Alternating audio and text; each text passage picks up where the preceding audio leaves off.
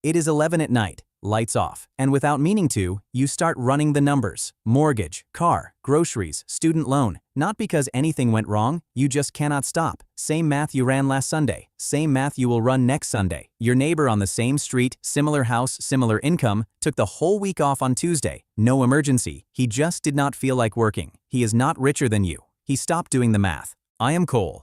Today we are covering exactly what changes the moment your mortgage is gone. The money, the psychology, your career, your actual life. Nobody explains this honestly. Let us fix that. The numbers first.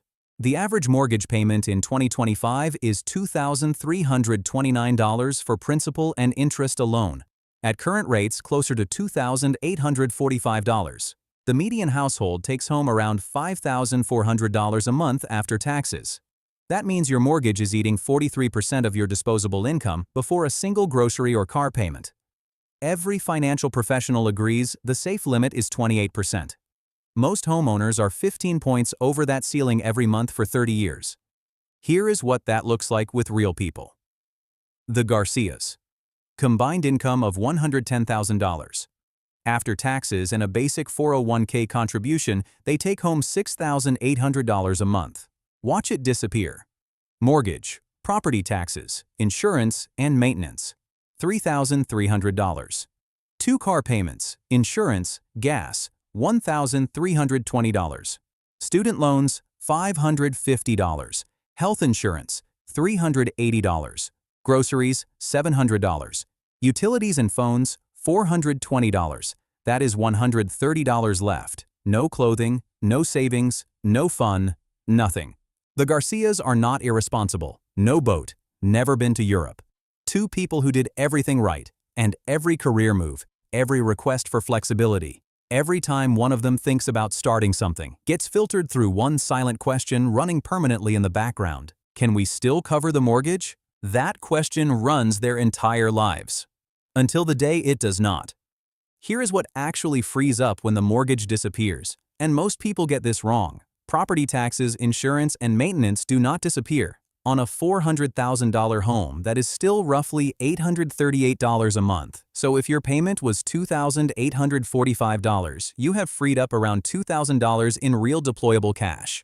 Not $2,845, about $2,000, which is still completely life-changing. Take $2,000 a month into an S&P 500 index fund at the historical 8% average. 5 years, $146,000. 10 years, $365,000. 15 years, $693,000. 20 years, $1,177,000. You put in $480,000. The market added $697,000 on top. Compound interest contributed more than you did. That is the number the bank will never walk you through when you are signing the paperwork. Now the comment someone is already writing. If your rate is below 5%, mathematically, you are better off investing than paying down principal early. That is true. Research shows investing outperformed early payoff in 95% of historical 30-year windows at a 3% rate. But that spreadsheet assumes you actually invest the difference. Most people spend it. The mortgage was forced savings. When it becomes discretionary cash, most households absorb it into lifestyle creep within 18 months with nothing to show for it. It also assumes you can handle watching your portfolio drop 40% in a crash while still owing $2,500 a month on the house. That is a different experience than watching the same drop from a home you own completely. One is uncomfortable. The other causes catastrophic financial decisions. Simple rule. Above 7%, pay aggressively. Between 4.5 and 7%, judgment call. Below 4.5%, invest the difference, but only if you will actually invest it. The psychology piece is where this gets genuinely surprising. A 2019 study in the Proceedings of the National Academy of Sciences tracked people whose debts were fully eliminated. Clinical anxiety dropped from 78% of participants down to 53%. A 25-point reduction just from closing debt accounts. People did not just feel better, they performed measurably better on cognitive tests. Less impulsive, better long-term decisions. The key finding: the number of accounts closed mattered more than the dollar amount eliminated. Closing a $3,000 credit card produced more improvement than partially reducing a $5,000 debt. Your brain tracks open tabs, not balances. The mortgage is the last tab. When it closes, the background noise you stopped noticing finally goes quiet. Northwestern researchers also found that high debt-to-asset ratios correlate with measurably higher blood pressure, higher depression rates, and worse physical health, even after controlling for income. The mortgage is not just financial, your body has been carrying it. Here is the part that changes how you think about all of this. Financial independence requires roughly 25 times your annual expenses. Eliminating a $2,000 monthly mortgage removes $24,000 from your annual floor. That drops your independence number by $600,000. No raise, no promotion. Just a change in what survival costs. When both incomes are fully required just to cover the mortgage, neither person can leave a bad job, take a pay cut for meaningful work, or start something that needs time to grow. The mortgage is a 30-year employment contract you signed without realizing it. Research from 2020 found that housing security significantly increased small business formation. Every dollar locked into a mandatory payment cannot absorb risk anywhere else. The Garcias at year 22, if they accelerated payoff, are different people entirely. She takes the more meaningful role at slightly less salary because they can absorb it. He starts the business he has talked about for 3 years because one bad quarter no longer threatens the house. Same income, completely different decisions. Because the math changed. Now the demographics, because this number is alarming. 40% of owner-occupied homes are mortgage-free, an all-time high. But 63% of those are homeowners over 65. The average payoff age is 58 to 63. The median first-time buyer is now 36. A 30-year mortgage from 36 ends at 66.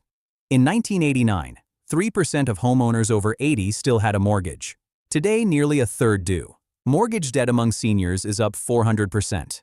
Only 23% of all Americans are completely debt-free. So how do you get there faster? On a $450,000 mortgage at 6.5%, you pay $573,000 in total interest over 30 years. The bank collects more in interest than the purchase price of the home. Bi-weekly payments.